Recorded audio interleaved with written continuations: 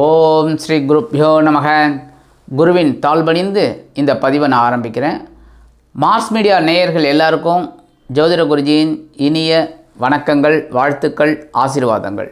நிறையா பதிவு நம்ம போட்டுருக்கோம், நீங்களும் பார்த்துட்ருக்கீங்க. அதுக்கேற்ற மாதிரி நீங்களும் லைக்ஸ் கொடுத்துட்ருக்கீங்க, சப்ஸ்கிரைப் நிறைய பேர் பண்ணிகிட்ருக்கீங்க. எல்லாமே எங்களுக்கு ரொம்ப சந்தோஷமாக இருக்குது. அதையே நீங்கள் கொஞ்சம் கீப்பப் பண்ணணும், நிறைய லைக்ஸ் கொடுக்கணும், நிறைய கமெண்ட்ஸ் கொடுக்கணும். உங்களுக்காகத்தான் நாங்கள். அந்த வகையில் இந்த பதிவில் நம்ம என்ன பார்க்க போகிறோம் அப்படின்னா, சூரிய பகவானின் அற்புதமான பெயர்ச்சி. சூரிய பகவான் ஒவ்வொரு ராசிலையும் ஒவ்வொரு மாதம் சஞ்சாரம் பண்ணிட்டுருப்பார். அந்த வகையில் இந்த சூரிய பகவான் இப்போ மீன ராசிக்கு வரப்போகிறார். 14/3/2024 13/4/2024 வரைக்கும் மீன ராசியில் 31 நாள் அற்புதமாக சஞ்சாரம் பண்ண போகிறார். இந்த சூரிய பகவான் இப்போ உத்தராயணத்தில் இருக்கார். அப்படியே உத்தராயணத்தில் மெயின்டைன் ஆகி ஆடி மாதம் அவர் தக்ஷாயணத்துக்கு வந்துடுவார். அந்த வகையில் இந்த சூரிய பகவான் மீனராசியில் இருந்துக்கிட்டு சில ராசிகளுக்கு சில அற்புதமான பலன்களை கொடுப்பார், சில ராசிகளுக்கு ஒரு எச்சரிக்கை கலந்த ஒரு பிரச்சனைகளை கொடுப்பார். அந்த வகையில் இந்த சூரிய பகவான் இப்போ மீன ராசியில் ஆல்ரெடி ராகு பகவான் இருக்கார். கூடவே சூரிய பகவான் இணையிறது கொஞ்சம் மத்தியமமான பலன்தான். ஏன்னா சூரிய பகவானுக்கு பகை ராகு. அப்படி இருக்கும்போது பகையாளியோடு சேரும்போது பிரச்சனைகள் தான். ஆனால் சில இடத்துல சில பேருக்கு ரொம்ப அற்புதமான பலன்கள் கண்டிப்பாக கிடைக்கும். அந்த வகையில் ஒவ்வொரு ராசிக்கும் என்னென்ன பலாபலன்கள் கிடைக்க போகிறது அப்படிங்கிறத பற்றி நம்ம இப்போ தெளிவாக பார்ப்போம். இந்த நிகழ்ச்சிக்கு போகிறதுக்கு முன்னாடி மறக்காமல் லைக் பண்ணுங்கள், ஷேர் பண்ணுங்கள், கமெண்ட் பண்ணுங்கள். முக்கியமாக சப்ஸ்கிரைப் பண்ணாதவங்க சப்ஸ்கிரைப் பண்ணுங்கள். இப்போ இந்த பதிவுக்கு போகலாமா? எனதருமை மீன ராசி நேர்களே, இந்த பதிவில் நம்ம என்ன பார்க்க போகிறோம் அப்படின்னா, சூரிய பகவானின் அற்புதமான பெயர்ச்சி. இந்த சூரிய பகவான் உங்களுக்கு பகைருண ரோகாதிபதி. அற்புதம். ஏன்னா சத்ருஸ்தானாதிபதி அப்படிங்கும்போதே இந்த மீனராசிக்காரர்கள் பார்த்திங்கன்னா எவ்வளோ குழப்பங்கள், எவ்வளோ பிரச்சனைகள். சாதாரணமாகவே அவங்களுக்கு குழப்பம்தான் வாழ்க்கையே. அவங்க எப்போவுமே குழப்பத்தோடையே ஓட்டின்னு இருப்பீங்க.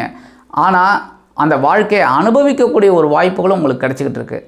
இந்த சூரிய பகவான் சத்ருஸ்தானத்து அதிபதி அப்படிங்கிறதுனாலே உத்தியோகத்தில் நீங்கள் தான் டாப்பில் இருப்பீங்க. நல்லா படிப்பீங்க, ஒரு உத்தியோகம். ஏன்னா ராசிநாதன் குரு பகவான். ஸோ குருவுக்கு உண்டான ஒரு தகுதி உங்களுக்கு கிடைக்கும். அந்த வகையில் இந்த பகைருண ரோகாதிபதி இது வரைக்கும் எங்கே இருந்தார்னா விரயஸ்தானத்தில் இருந்தார். 12ஆம் இடத்துல ஏற்கனவே சனீஸ்வர பகவான் இருந்துட்டு 7.5 சனியாக இருந்துக்கிட்டு இருக்கார். அதோட இவரும் சேர்ந்து உங்களுக்கு சில செலவுகளை வச்சார். சில பேருக்கு பார்த்திங்கன்னா வீடு மனையெல்லாம் கிடச்சிருக்கு. நிறைய பேர் கிரகப்பிரவேசம் பண்ணியிருக்கீங்க. நிறைய பேருக்கு நிறைய நல்லது நடந்திருக்கு. சுபகாரி செலவுகள்லாம் நடந்திருக்கு, இல்லைன்னு சொல்ல முடியாது. குழந்தைகளோட கல்வி செலவு, குழந்தைகளோட இது எல்லாமே நீங்கள் பார்த்துருக்கீங்க. அந்த வகையில் செலவுகள் இருந்தாலும் சமாளிச்சிங்க. அந்த வகையில் இந்த சூரிய பகவான் இப்போ எங்கே வரப்போகிறாருன்னு பார்த்தீங்கன்னா உங்கள் ஜென்மராசிக்கு வரப்போகிறார்.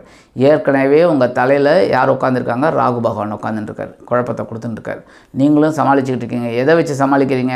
உங்களோட ராசிநாதன் குரு பகவான் 2ஆம் இடத்துல இருந்துக்கிட்டு உங்களுக்கு சில நன்மைகளை கொடுத்துட்ருக்காரு. அதாவது ராகு பகவான் ஏதாவது ஒரு வேலையில் உங்களை மாட்டி விட்டார்னா அதை ரிலீஸ் பண்ணுறதுக்கு குரு பகவான் ஓடி உங்களுக்கு ஹெல்ப் பண்ணிடுறாரு. இந்த மாதிரியே தான் போயிட்டுருக்கு. நல்ல விதம், பரவாயில்ல. ஏன்னா சமாளித்தா போதும். ஏன்னா யாருக்கு தான் பிரச்சனைகள் இல்லை? பிரச்சனைகளை சமாளிக்கிறது தான் நம்மளோட வேலை. சமாளிச்சிட்டிங்க. அந்த வகையில் இந்த ராகுவோட இந்த சூரிய பகவானும் சேர்ந்துடுறார். என்ன பகைருண ரோகாதிபதி. அதனால் என்ன ஆகும் அப்படின்னா ஒன்றும் இல்லை, முன்கோபம் அதிகமாகும். ஜென்மராசியில் சூரிய பகவான் இவெல்லாம் இருந்தாக்க கொஞ்சம் முன்கோபம் அதிகமாகும். என்னென்னா ஒரு பிரச்சனையை எப்படி சமாளிக்கிறதுன்னு தெரியாமல் இருக்கும் அந்த நேரத்தில். அதனால் நீங்கள் முன்கோபத்தை தவிர்த்து உட்காந்து யோசிச்சிங்கன்னா உங்களுக்கு அந்த ரிசல்ட்டு கிடச்சிரும்.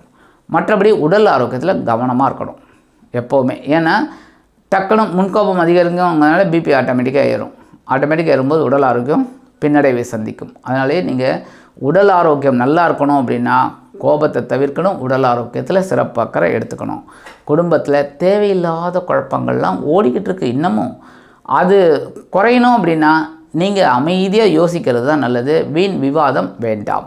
அதேமாரி வாழ்க்கை துணைகிட்டையும் தேவையில்லாத பிரச்சனைகள்லாம் வச்சுக்க வேண்டாம். ஏன் அப்படின்னா 7ஆம் இடத்துல கேது பகவான் இருக்கார். அதனாலேயே சில குழப்பங்கள் உங்களுக்கு ஓடிட்டுருக்கு. எல்லாத்துக்கும் முத்தாய்ப்பாக உங்களுக்கு ராசிநாதன் குரு பகவான் 2ஆம் இடத்துல இருக்கிறது பெரிய ப்ளஸ் பாயிண்ட்டு. அதனால் சமாளிப்பீங்க. அதனால தான் முக்கியமாக சொல்கிறேன், பேசுகிற வார்த்தையில் கவனமாக இருக்கணும், வாகன பயணங்களில் கவனமாக இருக்கணும். உடல் ஆரோக்கியத்தில் கவனமாக இருக்கணும். உத்தியோகத்தில் இருக்கிறவங்க உங்களுக்கு என்ன வேலை கொடுத்தாங்களோ அதை சிறப்பாக செய்யுங்க, அது போகிறோம். மற்றபடி இந்த சக ஊழியர்களை வம்புக்கு இழுக்கிறது, அவங்களோட பர்சனல் மேட்டர்ஸில் தலையிடுறது, அவங்கள பற்றி வீண் புரளி சொல்கிறது, அதெல்லாம் வேண்டாம். அதெல்லாம் வம்பு வழக்கில் கொண்டு மாட்டி விடும் அப்படிங்கிறதுனால. ஏன்னா பகைருண ரோகம் அப்படின்னாலே அதான், வம்பில் மாட்டி விடுறது தான். வம்பில் மாட்டி விடும் அப்படிங்கிறனால அதெல்லாம் அவாய்ட் பண்ணுறது நல்லதுங்க. தொழில் வியாபாரம் அப்படிங்கும்போது தொழில் வியாபாரத்தில் கான்சன்ட்ரேஷன் எடுத்துக்கோங்க. அதில் கவனமாக இருந்தீங்கனாலே உங்களுக்கு உயர்வுகள் ஆட்டோமேட்டிக்காக கிடைக்கும். சில நேரங்களில் சில பிரச்சனைகள் இருந்தாலும் இதை சமாளிக்கக்கூடிய ஒரு ஆற்றலும் உங்களுக்கு கண்டிப்பாக கிடைக்கும். கல்வி பயிலும் மாணவ மாணவிகள் அப்படிங்கும்போது கல்வியில் அதுவும் இப்போ எக்ஸாம் டைம் நல்லா படிக்கணும், கருத்தூன்றி படிக்கணும். அப்போ கண்டிப்பாக நல்லது மதிப்பெண்கள் உங்களுக்கு கிடைக்குங்க. கவலைப்பட வேண்டிய அவசியம் இல்லை. ஏன்னா சுகாதிபதி உங்களுக்கு புத பகவான் அப்படிங்கிறதுனால கண்டிப்பாக நல்லது தான் நடக்கும். அறிவுத்திறனை மழுங்கடிக்காமல் பார்த்துக்கிட்டா போதும். அதாவது மற்ற விஷயங்களில் நீங்கள் தொடர்பு கொள்ளக்கூடாது. அதாவது ஒரு விளையாட்டாக இருக்கிறது, அந்த செல்ஃபோன் எடுத்து நோண்டிக்கிட்டு இருக்கிறது, இதெல்லாம் பண்ணாமல் படிப்பில் கான்சன்ட்ரேட் பண்ணினீங்கன்னா கண்டிப்பாக உயர்வுகள் ஆட்டோமேட்டிக்காக உங்களுக்கு கிடைக்குங்க. வெளிநாடு வாழ் அன்பர்கள் அப்படிங்கும்போது அவங்களுக்கெல்லாம் எடுக்கிற காரியங்கள் கொஞ்சம் தடை தாமதங்கள் ஆகுமே தவிர கடைசியில் அவங்களுக்கு சக்ஸஸ்ஃபுல்லாக தான் அமையும். இல்லத்தை அலங்கரிக்கும் இல்லத்தரசிகள் அப்படிங்கும்போது முக்கியமாக முன்னாடியே நான் சொன்னேன், உடல் ஆரோக்கியத்தில் கவனமாக இருக்கணும். ஏன்னா அவங்க தான் எல்லா வேலைகளையும் செய்கிறாங்க, குடும்பத்தை பொறுப்பாக கவனிச்சுக்கிறாங்க. அப்படிங்கும்போது அவங்க உடல் ஆரோக்கியத்தில் சிறப்பாக அக்கறை எடுத்துக்கிறது நல்லது. அதாவது மருத்துவ செலவுகள் இருந்தாலும் கரெக்டாக மெயின்டைன் பண்ணிக்கோங்க. மற்றபடி இந்த 31 நாட்கள் மீனராசியில் சூரிய பகவான் ராகு பகவானுடன் இணைந்து ஜென்மராசியில் இருந்தாலும் சில உயர்வான எண்ணங்களையும் நிறைவேற்றி கொடுப்பார். எப்படி? தினந்தோறும் சூரிய வழிபாட்டை மேற்கொள்ளுங்கள்.